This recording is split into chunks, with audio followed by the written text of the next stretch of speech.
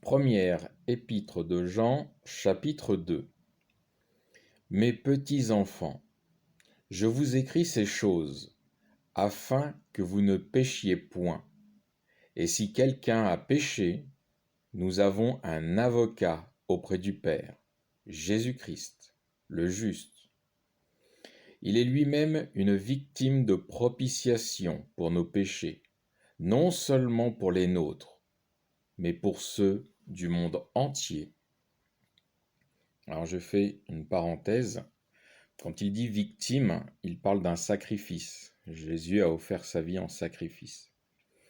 Alors Jean confirme également que Jésus-Christ n'est pas mort uniquement pour la résurrection de ceux qui sont morts en Christ, qui est la première résurrection, juste avant l'enlèvement des chrétiens. On a déjà eu l'occasion de le voir en 1 Thessaloniciens chapitre 4, versets 16 et 17.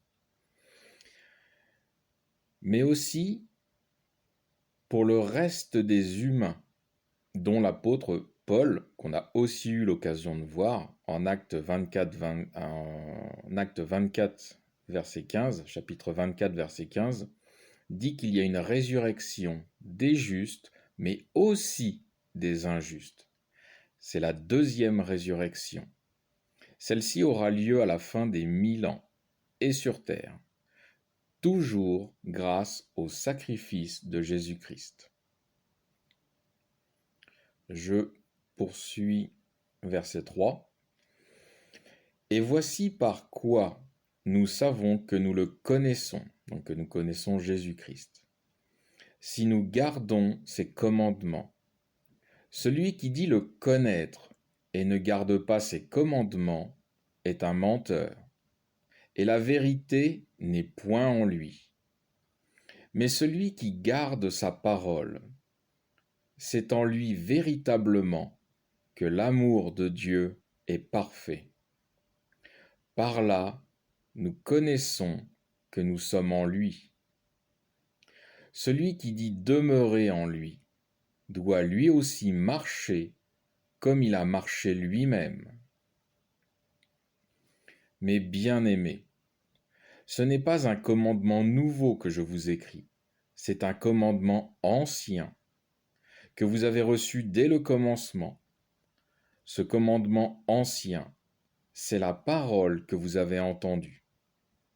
D'un autre côté, c'est un commandement nouveau que je vous écris, lequel s'est vérifié en Jésus-Christ et en vous, car les ténèbres se dissipent et déjà brille la véritable lumière. Celui qui dit être dans la lumière et qui est son frère, du verbe haïa, est encore dans les ténèbres.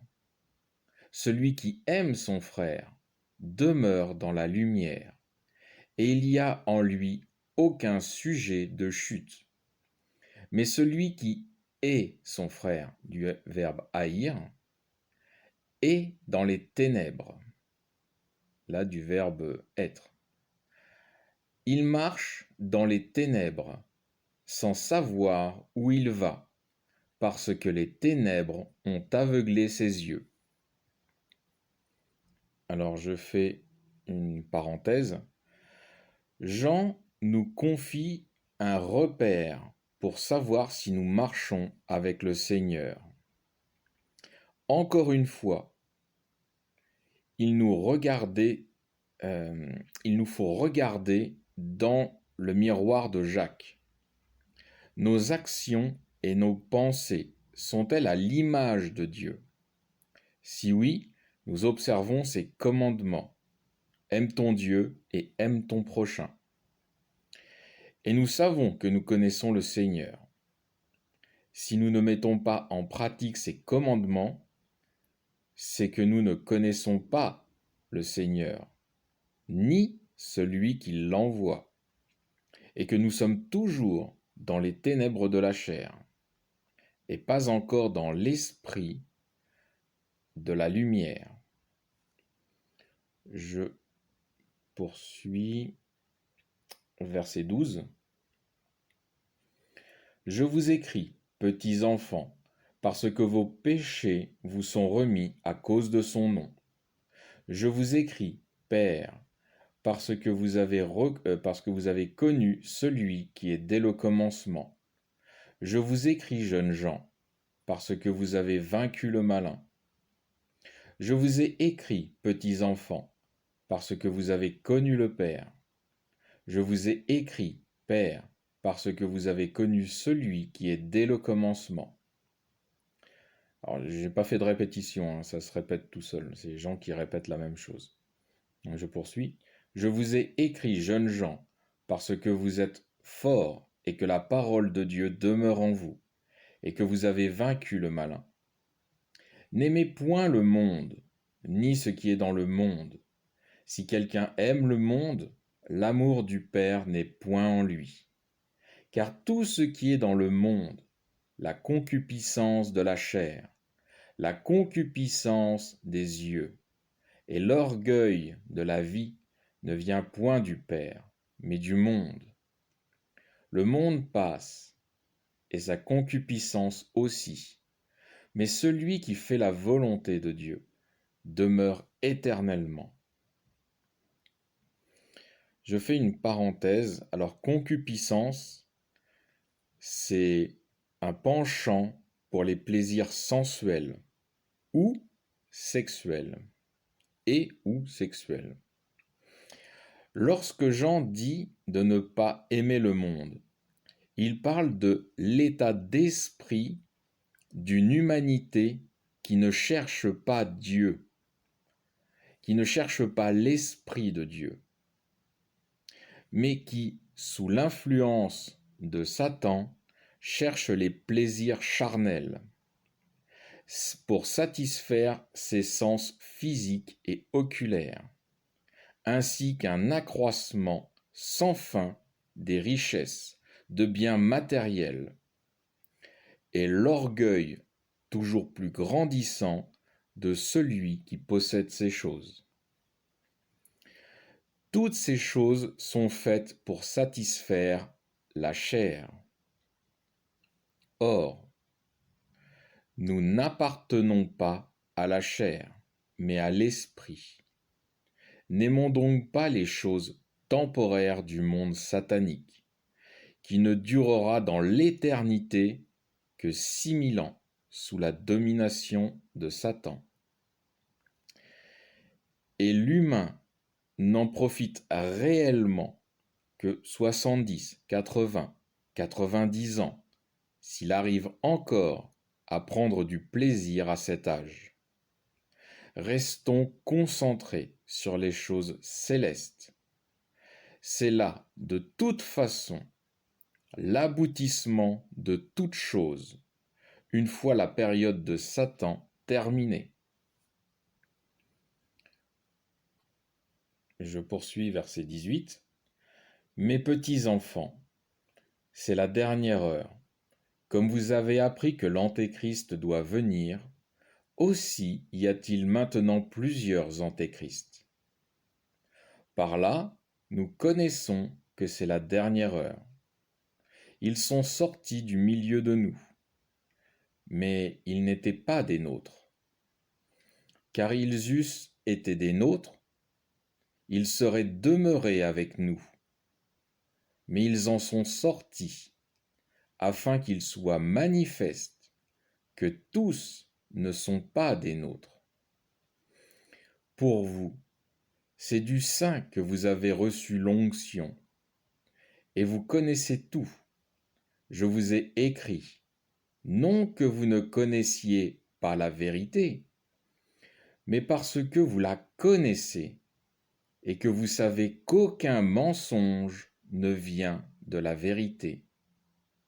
Qui est le menteur, sinon celui qui nie que Jésus est le Christ? Celui-là est l'Antéchrist, qui nie le Père et le Fils. Quiconque nie le Fils n'a pas non plus le Père. Celui qui confesse le Fils a aussi le Père. Pour vous, que ce que vous avez entendu dès le commencement demeure en vous. Si ce que vous avez entendu dès le commencement demeure en vous, vous demeurez aussi dans le Fils et dans le Père. Et la promesse que lui-même nous a faite, c'est la vie éternelle. Voilà ce que j'avais à vous écrire sur ceux qui vous séduisent. Pour vous, l'onction que vous avez reçue de lui demeure en vous, et vous n'avez pas besoin que personne vous enseigne. Mais comme son onction vous enseigne sur toute chose, cet enseignement est véritable et n'est point un mensonge.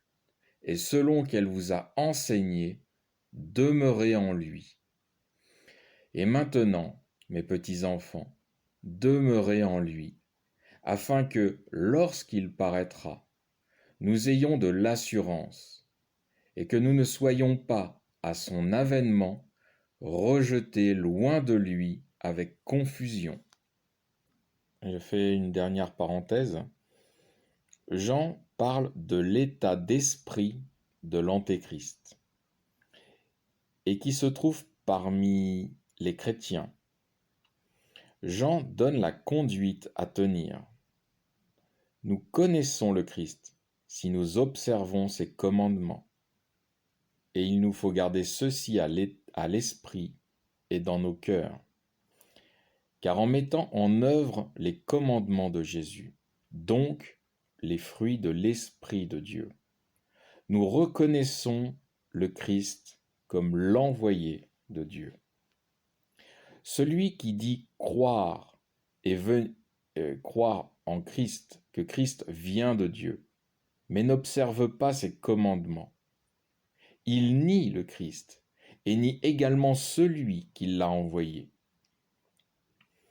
Jean nous encourage à rester en Christ, afin de ne pas être séduits par des mensonges. Je vais reprendre une citation de Jésus en Matthieu chapitre 7, verset 15. Il dit « Gardez-vous des faux prophètes. Ils viennent à vous en vêtements de brebis, comme disant « Je crois en Dieu, je crois en Christ ». Mais le verset poursuit. Mais au-dedans, ce sont des loups ravisseurs. Et le verset 16 dit « Vous les reconnaîtrez à leurs fruits. » Parce que ces personnes ne portent pas les fruits de l'Esprit de Dieu. Nous connaissons les fruits de l'Esprit de Dieu. Et nous pouvons donc, par là, reconnaître aussi les fruits pourris. Fin du chapitre 2.